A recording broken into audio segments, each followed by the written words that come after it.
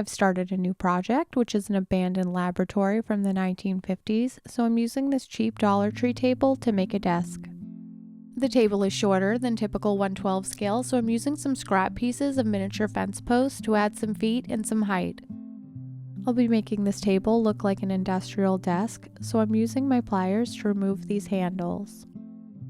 I have some leftover legs from previous Dollar Tree projects, so I'm using these to add a leg to the front and the back. Right now the desk is very open, but by adding these legs I'll be able to add a cabinet and a drawer. I'm using my saw to remove some of the back of this table that's in line with the front leg so I can add a leg in this spot and have it be flush with the bottom of the desk.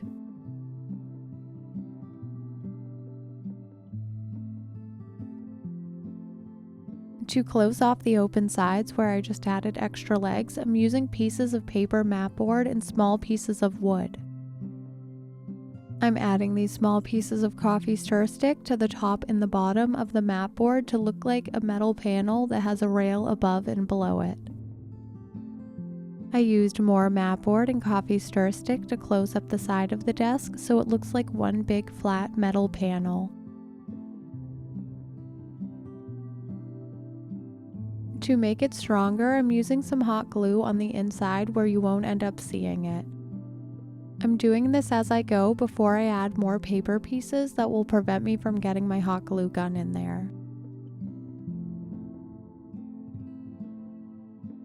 I used mat board and coffee stir sticks to cover the front, sides, and back, and now I'm using some mat board to make a simple drawer.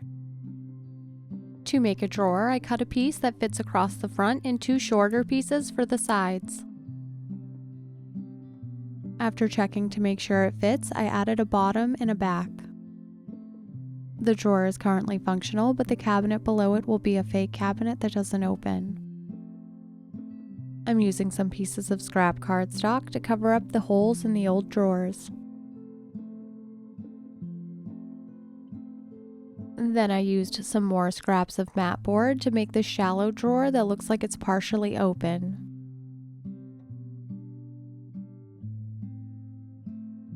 Now the desk is ready for paint, so I'm starting with the base coat of black.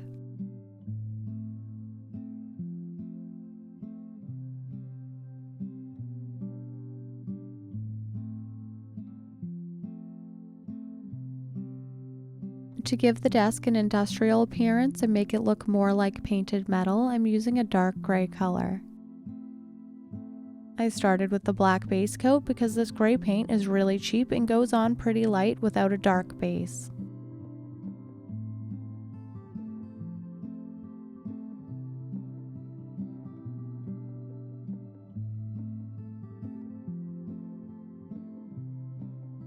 To cover up the seams where the paper meets the wood, I'm using some super glue.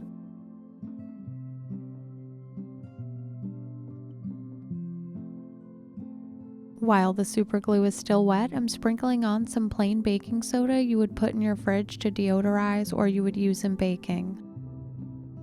The baking soda causes the super glue to harden immediately and leaves a really crusty texture that looks like rust. I'm using the same combo of super glue and baking soda to cover the seams where I added the extra wooden pieces to the bottom of the legs. The scoop I'm using is a 1/12 flour scoop for a miniature kitchen. To imitate the look of rust, I'm using some brown paint in the super glue textured areas. The brown paint settles in the grainy texture of the baking soda and provides a good foundation for the next step.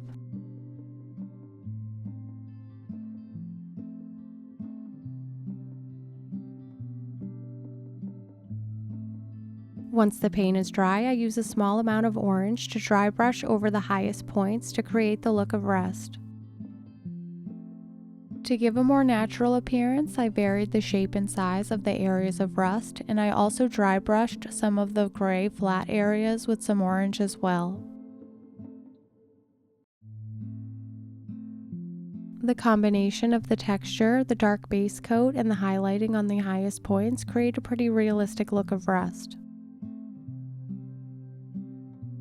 Super glue has a really strong smell, so if you'd like to use something a little nicer, I'll link a video in the description box below from miniaturist Whitney LaBrie showing how to use cinnamon to make rust.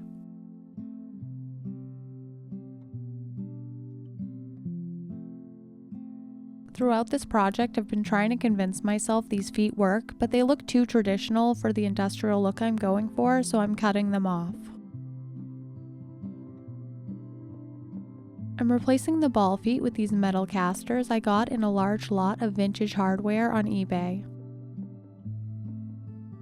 The metal casters have a small nail for installing, but it's pretty hard to push it into the wood, so I'm pre-drilling a hole with a thumbtack and using some super glue to reinforce it.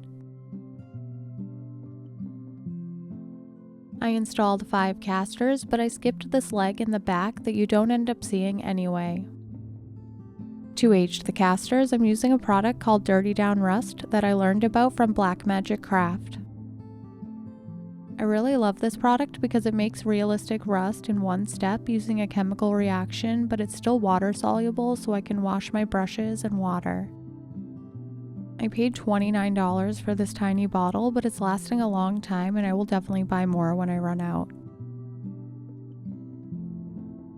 It can be used as a standalone product, but to get the most realistic effect, I like to layer it over my painted super glue baking soda combo.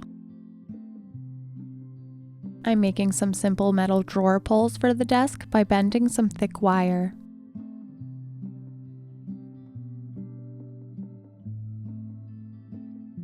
To install the handles, I'm making a couple holes with my drill and filling them with super glue.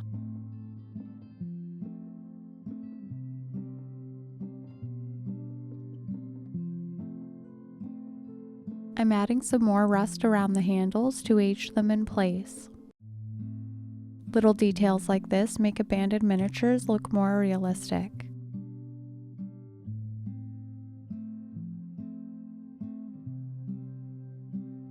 I'm making a label holder for the cabinet by cutting a small rectangle out of some scrap cardstock and cutting a larger rectangle around it.